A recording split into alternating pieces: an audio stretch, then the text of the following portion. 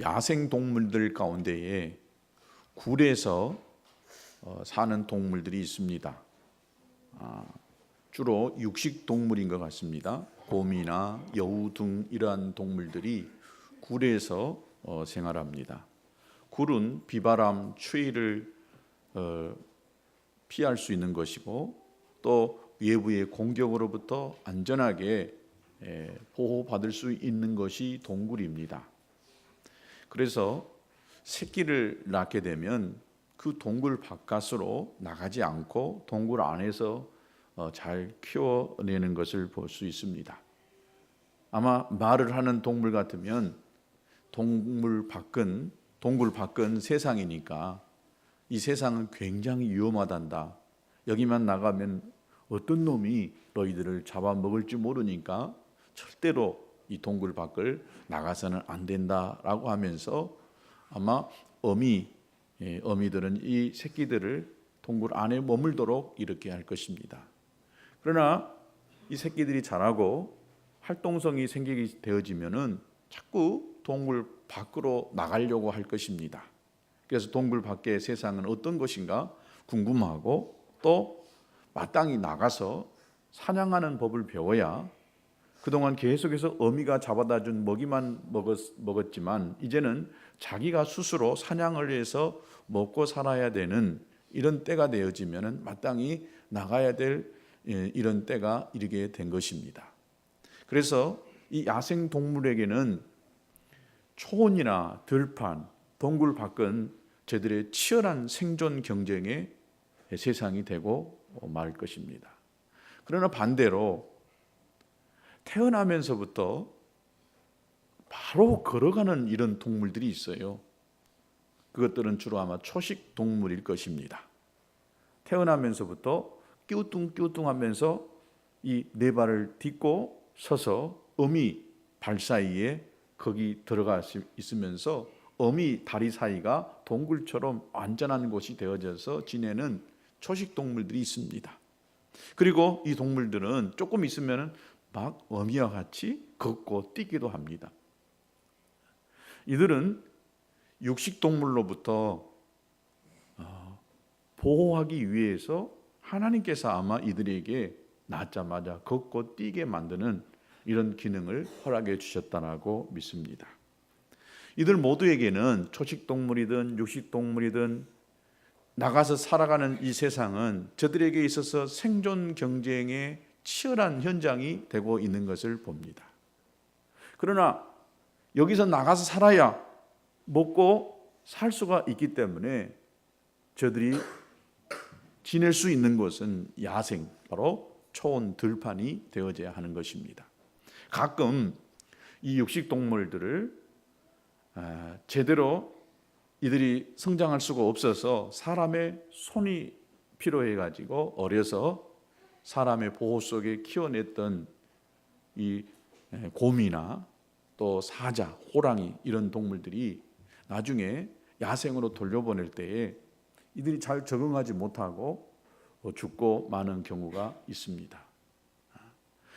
이 부모의 품속에서 야생에서 살 수 있는 그 야생성을 잘 길러줘야 되는데 그렇지 못하고 사람의 손 안에서 그냥 사람이 주는 먹이만 먹고 살다가 야생으로 돌아가서 그들 이 공동체 생활 안에서 따돌림 당하고 결국은 저들이 생존을 못하고 죽어가는 경우가 있습니다.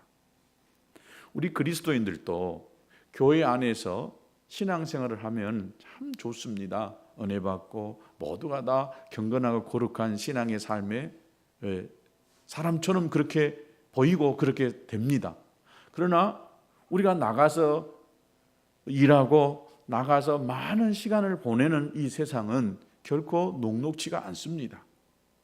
우리가 믿음의 사람으로서 그 믿음을 가지고 세상 사람들에게 좋은 영향력을 드러내야 되고 또 하나님의 사람으로서 하나님의 그 영광스러운 모습을 드러내야 되는데 그렇게 쉽지만은 않습니다.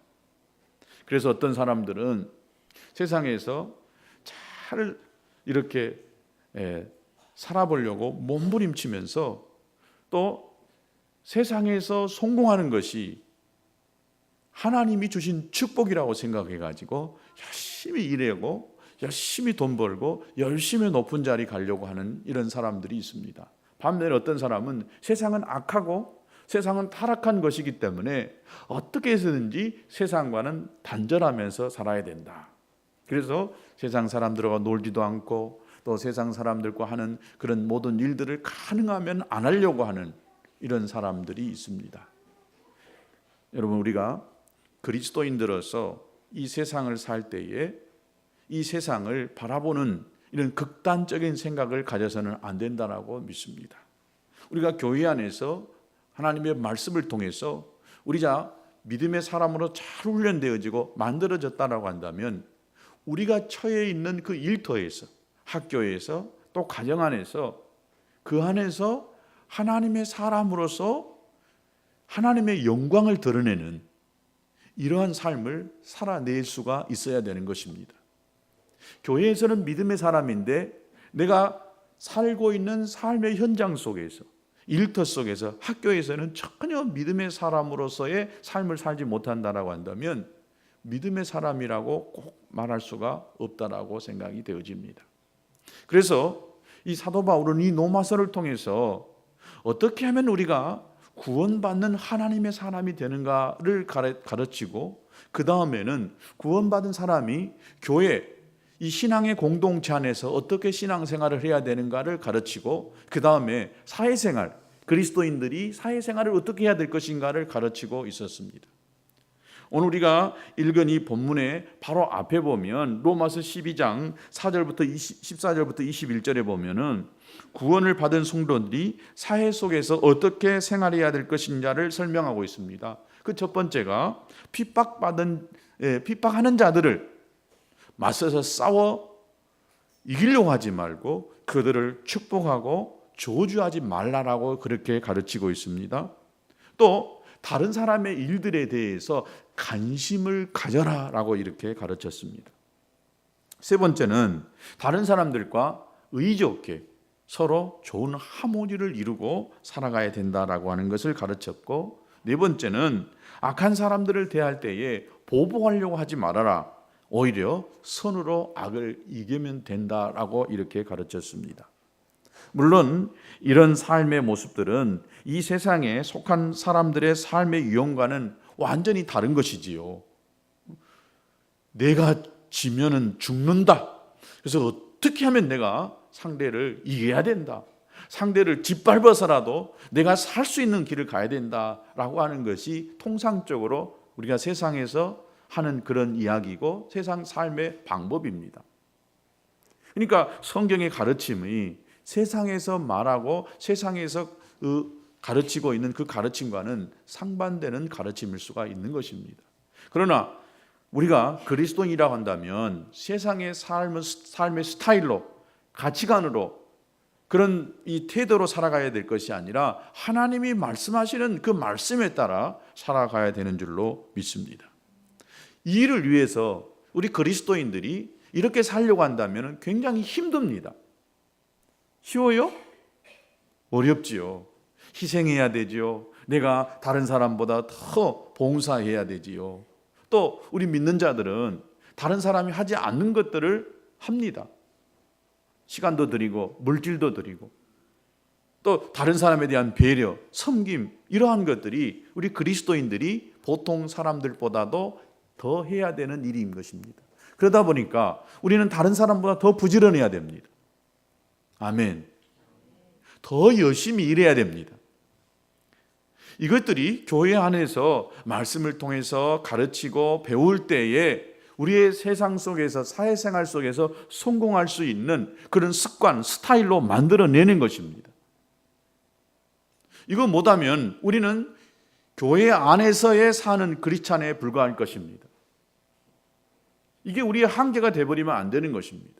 우리가 교회 안에서 다른 사람이 듣지 못한 하나님의 말씀을 듣고 우리가 다른 사람이 하지 않는 예배를, 찬양을 하나님께 드린다라고 한다면 그 예배를 통해서 하나님으로부터 얻어지는 그 에너지를 가지고 세상을 나가서 섬기고 세상을 이기는 그런 삶을 살아야 되는 줄로 믿습니다.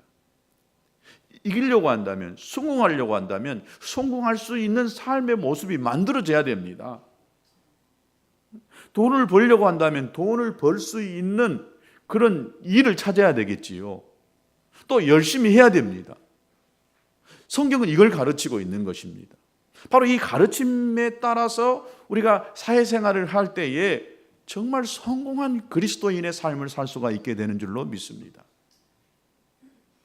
그러나 반대로 생각해가지고 세상은 다 악한 것이고 우리가 어떻게든지 그리스도인들은 세상과는 이렇게 담을 쌓고 살아야 된다라고 하는 이런 생각을 가지고 있는 사람들도 있어요.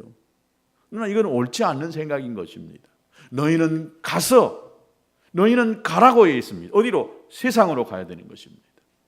우리가 전도하려면 어디로 가야 돼요? 세상으로 가야 됩니다. 제자를 삼으려면 어디로 가야 돼요? 세상으로 가야 되는 것입니다. 고기를 잡으려면은 바다에나 물이 있는 곳으로 가야 고기를 잡듯이 우리가 세상으로 나가야 세상에서 얻어지는 것들을 취할 수가 있게 되는 줄로 믿습니다.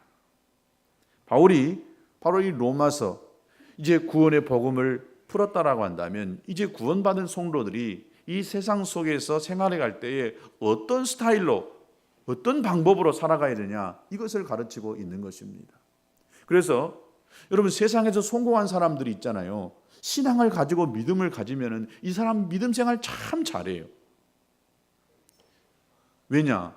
스타일이 그렇게 만들어졌어요. 근데 세상에서도 뭐 성공도 못하고 뭐 성공 꼭 어떤 기준이 그게 아닙니다.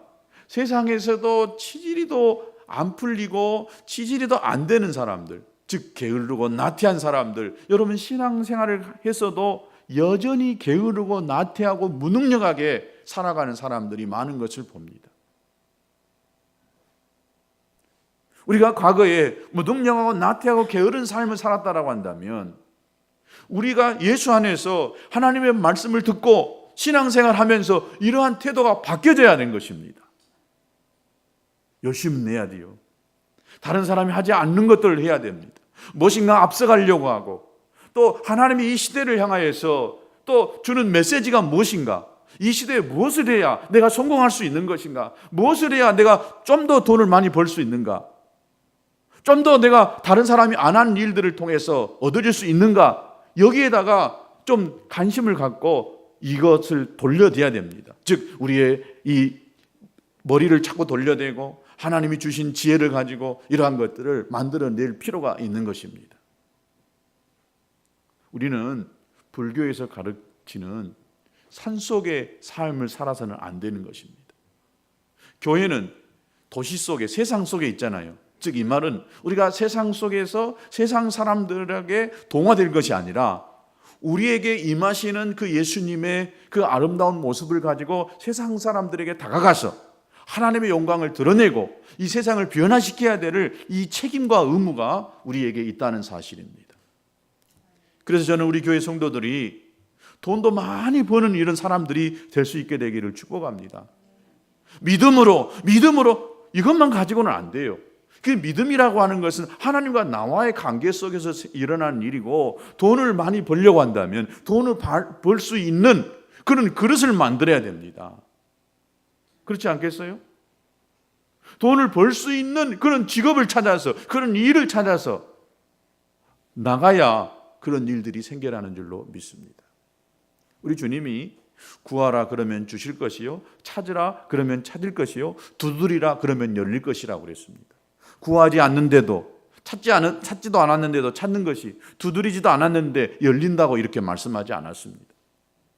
내가 하나님과 나와의 관계 속에서 하나님이 내게 축복하시고 나에게 번성케 하신다라고 하는 말씀이 주어졌다라고 한다면 이 말씀을 붙들고 내가 주여 주여 하고 앉아서 기도할 것이 아니라, 기도했으면 이제는 나가야 됩니다. 나가서 일해야 됩니다. 나가서 열심히 봉사해야 되고 나가서 열심히 전도해야 됩니다. 이것이 하나님을 믿는 그리스도인의 삶을 이 올바른 사회생활이라고 볼 수가 있는 것입니다. 바울이 이 당시에 이런 말을 하게 되는 이런 배경들이 있었습니다. 지금 이 로마서는 로마에 있는 그리스도인들에게 바울이 보낸 편지였습니다. 로마에는 이 로마 교회 성도들은 거의 대부분 유대인들, 디아스포라, 즉 흩어져 있는 유대인들이 이들이 모여서 하나의 교회를 형성했습니다. 상당수가 유대인들이었습니다. 유대에 있는 이 유대인의 로마에 사는 유대인들이었습니다. 그리고 또 한 3분의 1 정도 가까이 되는 그런 사람들은 로마에 있는 사람들, 즉 이방인이라고 말할 수 있는 이들이 예수님 믿고 하나의 공동체를 이루고 있었습니다. 유대인들의 마음속에는 저들의 나라가 어디 있었어요? 저들의 나라는 지금 없어졌어요. 나라 잃은 사람이에요. 나라가 없어요. 그러나 로마에 가서 로마 시민이 아니지만 로마의 권세 아래 살아가고 있는 사람들이었습니다. 그렇기 때문에 유대인들의 마음속에는 로마의 권력자들, 권세자에 대한 반감이 있었습니다. 그래서 우리가 저 로마의 권력자들에게 복종하는 것이 맞냐? 또 로마의 이 국가에 세금을 내야 되는 것이 맞냐라고 하는 이런 혼돈스러운 생각을 가지고 있었던 사람들이 있었습니다. 예를 들어 보세요. 중국의 사람이 한국에 시집 왔어요. 그래서 나중에 어찌어찌 해가지고 한국 국적을 얻었어요. 우리 교회도 그런 사람이 있었지만 저는 그렇게 물어봤어요. 중국하고 한국하고 축구 시합을 하면은 당신은 어디를 응원할 것입니까? 한국 사람이 미국을 갔어요. 미국에 이민 갔어요. 미국의 시민권을 얻었어요. 자, 미국하고 한국하고 축구 시합을 해요. 이 사람은 어디를 응원해요? 국적은 미국이지만은 이 사람은 한국 사람입니다. 그러니까 한국을 응원합니다. 그러니까 중국에서 시집 온 이 사람들은요, 한국 국적을 얻었어도 이 사람은 중국 사람입니다. 우리가 착각하는 경우가 있어요. 이 사람이 한국 사람이라고 생각해가지고 우리가 가지고 있는 가치관이나 우리가 가지고 있는 삶의 스타일로 이 사람을 대하는 경우가 있습니다. 그러나 이 사람 마음속에는 한국 사람인 것 같지만은 중국이 자기 고향입니다. 중국. 그래서 이 사도 바울이 로마에 있는 이 그리스도인들에게 그리스도인이지만 로마의 권력 아래 있지만 로마라고 하는 이 나라에 대해서 우리가 어떻게 생활해야 되느냐, 어떻게 생각하고 어떻게 대해야 되느냐, 이것을 말씀하고 있었습니다. 만약에 성도가 국가에 대해서 항상 비판적이고 부정적이고, 그래서 나는 나라법이 마음에 안 드니까 나는 나라법을 안 지키려다. 그리고 나라법을 안 지키고, 또 나는 세금을 안 낸다. 이 세금 내면 다 어떤 놈들이 다 먹어 처먹더라. 미안합니다. 좋지 않는 말을 써서. 다 먹었더라. 그래서 나는 세금을 안 낸단다. 또 가진 방법을 다 써서 어떻게 하면은 부정한 방법으로 세금을 속여서 조금 내려고 하는 이런 이 사람들. 이런 사람들과 같이 우리가 그렇게 행동해야 되느냐? 아니다는 것입니다. 또 국가가 악을 행하여 법을 적용하는 데 있어서 부당하게 적용을 해요. 무전유죄, 유전무죄. 돈 있는 사람한테는 굉장히 너그럽고 없는 사람한테는 나라의 힘으로 그냥 콱 눌러대는, 그래서 아주 법의 형평성을 잃어버리고 법을 잘못 적용할 때에 우리가 어떻게 해야 되느냐 이 말이죠. 그리스도인들이 가만히 이 세상을 향하여서 입을 딱 다물고 오직 기도한다고 주여 이 나라를 바꿔주십시오, 이 나라를 변화시켜 주십시오, 이렇게 해야 되느냐? 오늘 이 본문의 주제가 바로 이 국가는 어떤 존재인가, 또 이 국가에 대해서 우리 그리스도인들이 어떤 태도를 가져야 되는가를 가르치고 있습니다. 국가는 한마디로 말하면 선을 행하기 위해서 하나님이 세우신 하나님의 사역자다라고 이렇게 이야기를 합니다. 국가 뭐라고요? 하나님, 쉽게 말하면은 하나님의 사역자라고 하는 거예요. 사역자. 그렇기 때문에 그 권위에 순복해야 된다라고 가르치고 있습니다.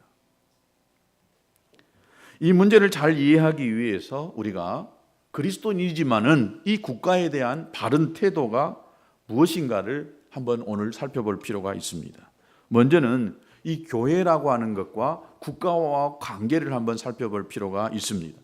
역사적으로 교회와 국가의 관계는 오랫동안 논란을 일으키고 있었던 하나의 주제입니다. 여전히 지금도 신학자들 안에서 교회와 국가와의 관계에서 이 굉장한 줄다리를 하고 있는 이런 것을 볼 수가 있습니다. 이것은 교회와 국가의 두 관계를 정의하는 일에 상당히 혼란을 주고 있다라고 볼 수가 있습니다. 일반적으로 교회와 국가 간에 있어서 이런 이론들이 있습니다. 먼저는 국가가 교회를 통제해야 된다라고 하는 국가 우선론이 있습니다.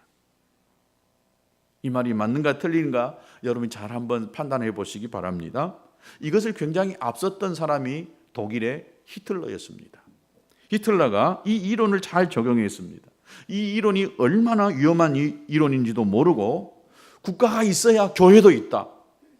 그리고 어처구니 없는 망언을 사용하는 사람들, 이 사람들을 이 히틀러가 잡아다가 죽이면서 국가에 충성해야 된다라고 하는 국가 우선론을 펼쳤습니다.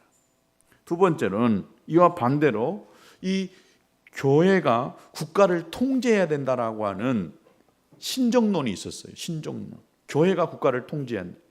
이 시대가 언제냐면 중세 시대였습니다. 중세 로마 이 캐톨릭 교황의 힘이 가장 셀 때는 교황이 각 나라 왕을 세웠어요. 그리고 왕이 되려면 교황 앞에 무릎을 꿇고 교황의 기도를 축복을 받아야 그 사람이 왕이 될 수가 있었던 시대가 있었습니다. 그러니까 교황이 자기 마음대로 세상의 왕들을 세우기도 하고 폐위시키기도 하는 이런 때가 있었다라고 하는 것입니다. 그러다 보니까 이 교회와 국가가 이 서로 대립 관계를 맺을 수가 있었던 그런 때가 있었던 것입니다. 세 번째는 국가가 교회에 호의를 베풀고 교회는 국가의 보호를 받기 위해서 국가의 편의를 도모해 주는 콘스탄틴주의가 있었습니다.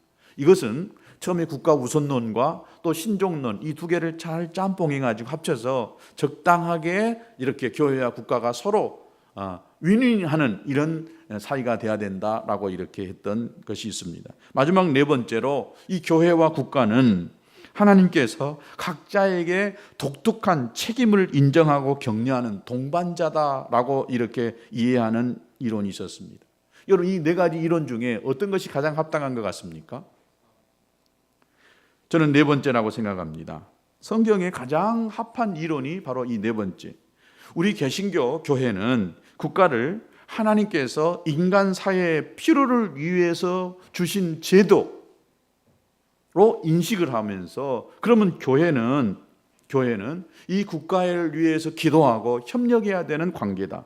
그러니까 서로의 고유한 책임을 인정하고 서로 건설적으로 협력하는 관계로 인식해 가야 된다라고 하는 것입니다.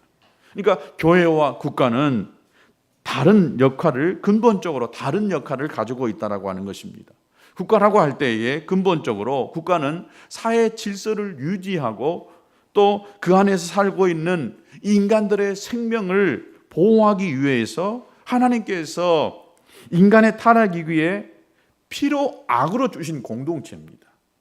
없어서는 안 돼요. 그러나 있을 때에 이 국가가 이 사람에 의해서 사람이 국가의 왕이 되잖아요. 그런데 이 사람은 타락한 본성을 가지고 있기 때문에 어떤 자가 왕이 되든 이 왕이 됐을 때에 그 가지고 있는 이 권력을 가지고 자기 힘을 자기 중심으로 그러니까 이 세계사를 여러분 보면은요 어떤 한 사람의 그 권력욕 때문에 수만 명이 죽어가는 것을 볼 수 있습니다. 조금 더 넓은 영토를 차지하고 싶어서 조금 더 자기 힘을 넓히고 싶어서 얼마나 많은 사람을 전쟁에서 죽어가게 만들었냐 이 말이지요. 그러니까 인간의 타락한 본성이 바로 이 국가의 권력을 찾게 되면은 이 국가의 권력은 인간을 무참하게 짓밟을 수가 있다는 것입니다. 그럼에도 불구하고 하나님께서 이 국가라고 하는 이 공동체를 통하여 권위를 주셔서 이 국가라고 하는 이것을 통해서 사람들을 보호하고 그 안에서 살도록 했던 것을 볼 수가 있습니다. 그러니까 역사상 항상 국가는 권력과 같은 의미로 이해할 수가 있었던 것입니다. 그래서 국가의 권력은 본질적으로 타락하여 있기 때문에 국가는 필요악이라고 하는 입장을 지금도 수많은 학자들이 이야기하고 있습니다. 그러면 구원받은 우리 그리스도인들은 어떻게 국가에 소속된 백성으로 살아가야 하느냐 하는 이야기입니다. 즉 성도들이 국가에 대해서, 나라에 대해서 어떤 책임감을 가지고 어떤 태도를 가지고 살아가야 되느냐, 즉 국가가 무엇인가에 대한 이런 생각을 우리가 바로 정리해야 됩니다. 즉 국가관을 바로 만들어야 되는 것입니다. 여러분, 국가가 무엇이고 국가의 기능이 무엇이냐, 지금 법을 제가 논의하는 것이 아닙니다. 사도 바울은 구원받은 성도들이 국가에 대해서 가져야 할 기본적인 삶의 모습을 이야기했어요. 그것이 1절에 나와 있습니다. 각 사람은, 저와 여러분 그리스도인들은 위에 있는 권세들에게 복종하라, 이렇게 이야기했습니다. 제가 서두에 지금 이 로마의 성도들이 처해 있는 환경을 이야기했습니다. 부당한 권세자였습니다. 권력가들이었습니다. 즉 이들에게 어떻게 하라고 했습니까? 각 사람은 위에 있는 권세들에게 복종하라고 이야기했습니다. 왜 복종해야 되냐? 그 이유를 이렇게 이야기합니다. 권세는 하나님으로부터 나지 않음이 없다. 모든 권세는 다 누가 정한다고요? 하나님께서 정하신다라고 했습니다. 우리가 국가의 권위에 복종해야 될 이유가 하나님께서 권세를 주셨기 때문에 그 국가의 권위에 순복해야 된다는 것입니다. 즉 근본적으로 국가라고 하는 것은 하나님께서 세우신 제도라고 하는 것입니다. 국가의 권위를 하나님이 주셨다라고 하는 것은 이미 구약 성경에 잘 나타나져 있어요. 그러나 우리가 하나님께서 국가라고 하는 제도를 주셨다고 해서 무조건 순종해야 된다라고 하는 이런 측면이 아니다라고 하는 것입니다. 우리가 국가의 권위에 봉사라고 하는 면을 무시해서는 안 됩니다. 즉 본문에 잘 표현하는 바와 같이 하나님께서 국가의 권위를 주시고 공직자를 세워주신 목적은 하나님의 사역자가 되어져서, 즉 국민의 복리를 위해서 안전하게 지키고 잘 살도록 하는 일하는 자로 하나님께서 세웠다라고 하는 것입니다.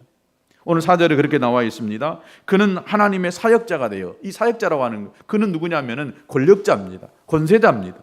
이 권세자는 하나님의 사역자가 되어 그가 믿는 사람이든 믿지 않는 사람이든지 간에 그를 하나님이 사용하신다라고 하는 것입니다. 역사 이래로 시작되어진 이 국가는 어떤 형태의 국가가 좋으냐, 또 어느 정도의 이 크기를 가지고 있는 국가가 좋으냐, 예를 들어서 민주주의가 좋냐, 공산주의가 좋냐, 또 연방주의가 좋냐, 아니면 지방자치제가 좋냐, 이런 나름대로 다 어떤 이 형태의 국가가 좋으느냐, 이것들은 수없이 많은 논쟁들이 되어져 있습니다. 그러나 중요한 것은 뭐냐? 정부가 필요하냐, 국가가 필요하냐, 이 말입니다. 나라 없는 사람이 있을까요? 없습니다. 우리는 어디인가 다 속해 있습니다. 어느 나라인가 다 속해져 있습니다.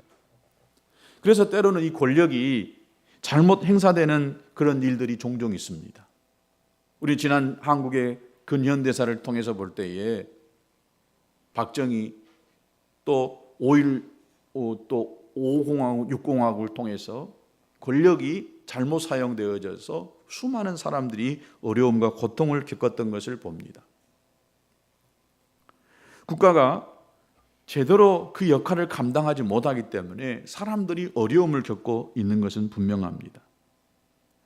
그럼에도 국가라고 하는 것은 각 사람이, 개인이 또는 어떤 공동체가 할 수 없는 일을 함으로 인하여서, 즉 손을 도모해야 되기 때문에 그 국가에 속해 있는 공동체 일원들은 마땅히 국가의 권력 앞에 순종하고 따라가야 된다는 것입니다.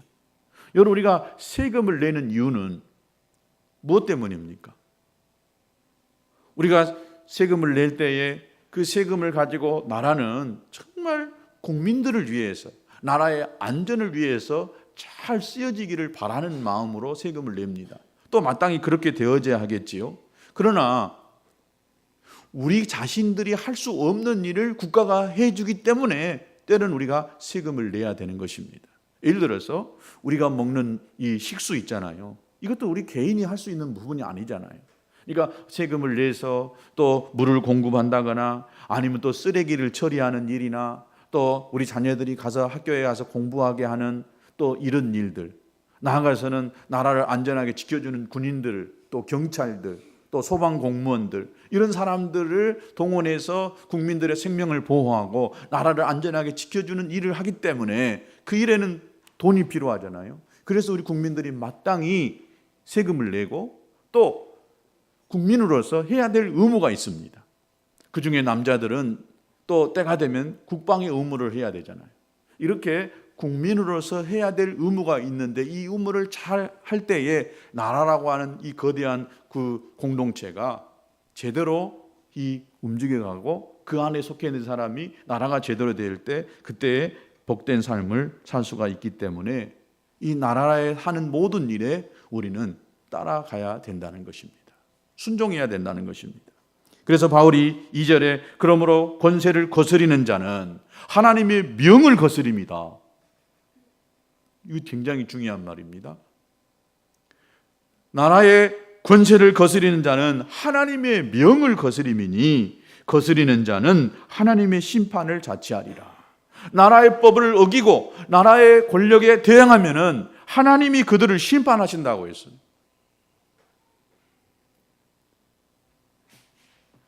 이렇게 말하는 것은 하나님께서 국가라고 하는 제도를 주셨기 때문에 이 하나님이 주시는 이 제도를 우리가 따라가야 된다라고 하는 말입니다. 내 뜻하고 맞지 않는다라고 국가에 대해서 함부로 내가 비판한다거나 판단하거나 또 그것에 대해서 대항하는, 대적하는 이런 일들을 해서는 안 되는 것입니다. 그러나 한 가지 우리가 기억해야 될 이유가 있습니다.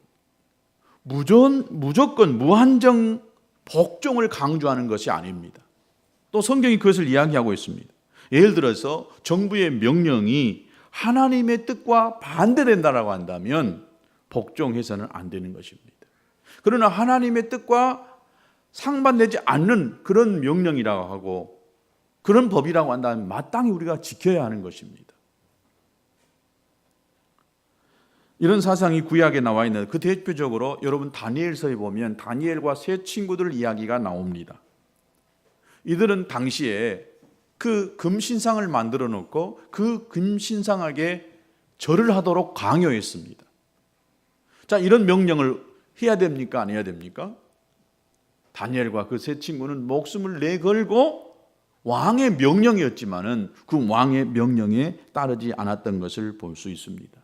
국가에 대하여 맹목적으로 무조건적인 순종을 바치는 일은 우상 숭배가 될 가능성이 있다라고 한다면 그것은 우리가 목숨을 걸고 반대하고 저지해야 되는 것입니다. 초대교회에서도 그 초대교회가 로마라고 하는 큰 권력 앞에 지배를 당하고 있었습니다. 그럴 때에 로마의 가이사 황제를 가리켜서 이 주라고 부르도록 이야기했습니다. 그러니까 황제는 그쪽 신이었어요. 신. 이때 그들이 어떻게 했느냐? 주라고 황제를 주라고 부르기를 거절했습니다. 지금 북한의 우리 동포들을 생각해 보면 쉬울 거라고 생각합니다.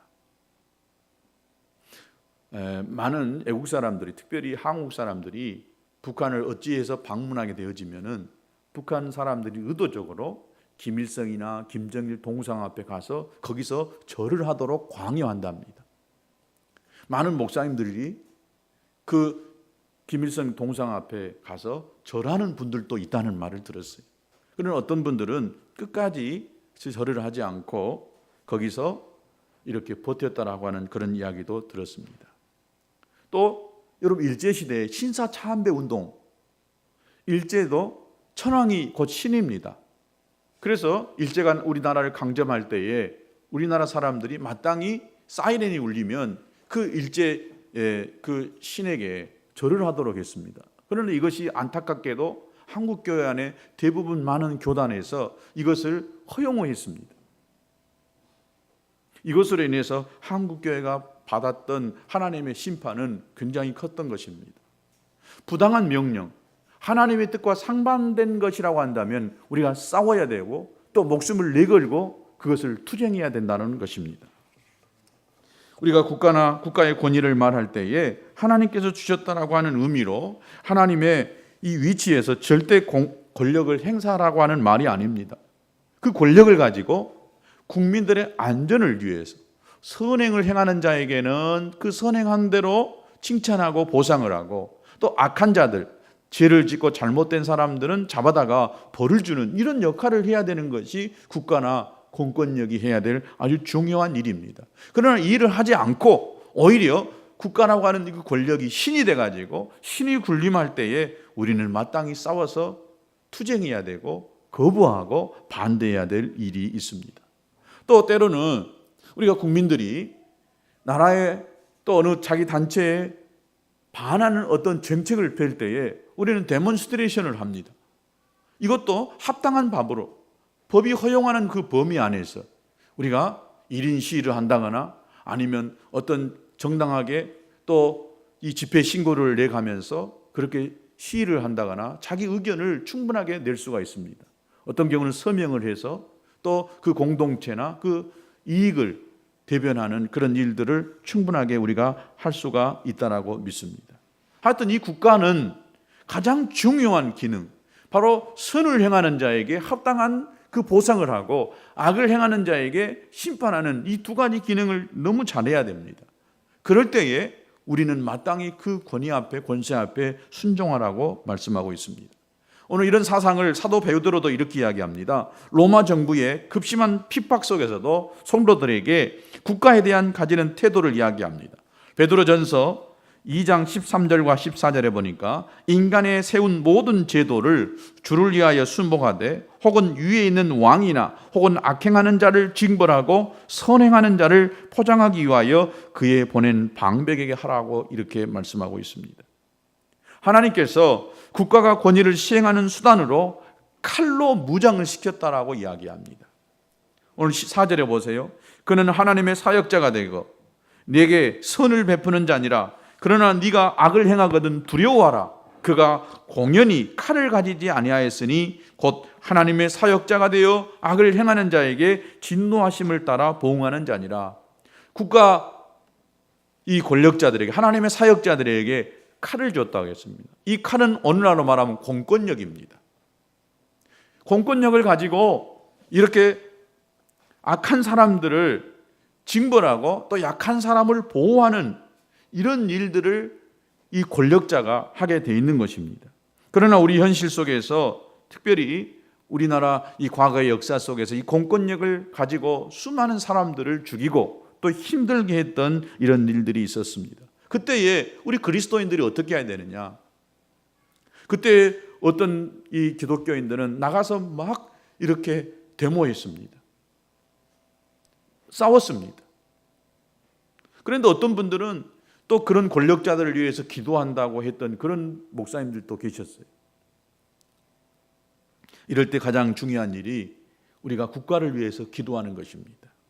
매일 기도해야 됩니다. 하나님께서 부여하신 이 권위를 바르게 사용하도록 목적에 맞게 국가가 제대로 일하도록 위해서 기도해야 되는 것입니다. 디모데전서 2장 1절과 2절에도 그러므로 내가 첫째로 권하니 모든 사람을 위하여 간구와 기도와 도구와 감사를 하되 임금들과 높은 지위에 있는 모든 사람을 위하여 하라 그랬습니다.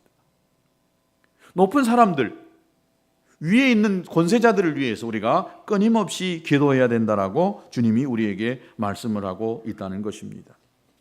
우리가 그 국가라고 하는 이 권위 앞에 우리 그리스도인들이 마땅히 순복하고 국가의 모든 일들에 뒤따라서 해야 될 일들을 해야 되는 것입니다. 그 중에 오늘 세금 내는 이야기를 하고 있습니다. 세금을 내야 됩니까? 말아야 됩니까? 마땅히 내야 된다라고 이야기합니다. 예수님께서도 가이사의 것, 로마 황제의 것 마땅히 내야 되고 가이사의 것은 가이사에게, 하나님의 것은 하나님에게 내야 된다라고 이야기하고 있는 것입니다. 그래서 우리 그리스도인들은 세금 내는 일에 있어서 나쁜 방법을 사용해서 세금을 안 내려고 하는 이런 일들을 하지 않아야 된다고 믿습니다. 정당하게 내야 될 세금을 내는 이런 그리스도인들의 삶이 돼야 된다고 믿습니다. 국가의 권위는 하나님에 의해서 주어진 것이므로 우리가 국가에 순종하는 것은 마땅하지만 국가의 권위에 불순종하게 되는 때는 국가가 하나님께서 금하신 명령을 한다거나 하나님이 명하신 것을 금한다라고 한다면 우리는 마땅히 거기에 대적하고 불복해야 됩니다. 그러나 그렇지 않을 때에 우리 그리스도인들은 하나님이 정하신 기간이기 때문에 거기에 마땅히 따라가야 되는 것입니다. 지금 우리나라는 아주 중요한 이 국회의원 선거를 앞두고 있습니다. 많은 분들이 그렇습니다. 어떤 놈이 와도 다 똑같더라. 즉 어떤 사람이 이놈이 그놈이고 그놈이 저놈이더라. 그런다고 해서 우리가 안 해야 되느냐? 이건 아니다고 믿습니다. 그래도 조금이라도 더 나은 사람, 이런 사람들이 그 지역에서 일꾼으로 뽑히도록, 이 일꾼은요 지역을 위해서 일하는 사람이 아니라 나라라고 하는 이 기관에서 법을 만들어내고 정치를 하는 사람입니다. 그러니까 어떤 사람이 뽑히냐에 따라서 나라의 미래가 결정될 수 있기 때문에 참 기도 많이 하면서 뽑아야 됩니다. 또 기독교적인 정책을 가지고 일할 수 있는 이런 사람을 뽑아야 된다고 믿습니다. 예를 들어서 동성애를 지지하는 이런 사람들. 저도 이런 말 하면은 이 나라 선거법에 걸려요. 앞에서. 그러나 하여튼 우리가 동성애를 지지하는 이 일을 하는 그런 사람들은 뽑아서는 안 됩니다. 또 이슬람이 우리나라에 들어오는 그 일에 아주 굉장한 일을 하고 있는 이런 사람들이 있어요. 그런 국회의원들이 있더라고요. 절대로 뽑아서는 안 됩니다. 아마 지금 20대 국회 이 사람들이 앞으로 동성애 인권이라고 하는 그것을 통해서 합법화를 만들려는가는 모르겠습니다. 앞으로는 노방전도도 하기 힘들어요. 지난주에 보니까 이 서울대학교 안에서도 총학생회나 또 동성애 지지자들이 교회 안에서 예배 드리는 이것을 못하도록 이렇게 권고했다는 말을 들었습니다. 참 힘든 시대가 앞으로 계속해서 펼쳐질 걸로 생각이 되어집니다. 그래서 제대로 된 사람을 뽑는 것 너무나 중요합니다. 지역이나 연고, 여러분 이것들을 떠나야 됩니다. 정말 일을 잘할 수 있는 사람, 나라의 일을 잘할 수 있는 이런 사람들을 뽑아야 됩니다. 나라는 매우 중요합니다. 시간이 많이 됐지만 제가 마지막으로 우리나라 국가를 만들었던 이 초기에 이 그리스도인들에 대해서 이야기를 해보려고 합니다. 우리가 대한민국이라고 하는 이 나라 안에서 살고 있는데 이 대한민국을 좋은 나라로 만든 훌륭한 크리스찬 애국자들이 있었습니다. 그 중에 하나가 바로 초대 대통령 이승만이었습니다. 이분은 23살 젊은 나이에 감옥 생활을 하다가 거기서 예수님을 만났습니다. 그래서 그가 기독교로 나라를 세워야 되겠다라고 해서 기독교 입국론을 세웠습니다. 기독교로 나라를 세워야 된다. 그래서 1946년 1월에 전국 교회가 3일 동안 금식 기도를 하면서 한반도 신탁 통제를 반대하고 자주 독립을 추진하는 그런 일을 하자고 이야기했습니다. 또 1948년 5월 31일 날 대한민국 역사상 첫 국회인 재헌의회가 열릴 때에 이때 이승만 박사가 임시의장으로 선출됐는데 이 이승만 박사의 첫 마디는 신앙 고백이었습니다.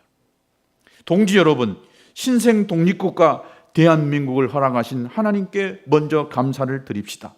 우리가 다 성심으로 일어서서 하나님께 감사를 드릴 터인데 여운영 의원이 나오셔서 그때 이 여운영은 목사님이셨습니다.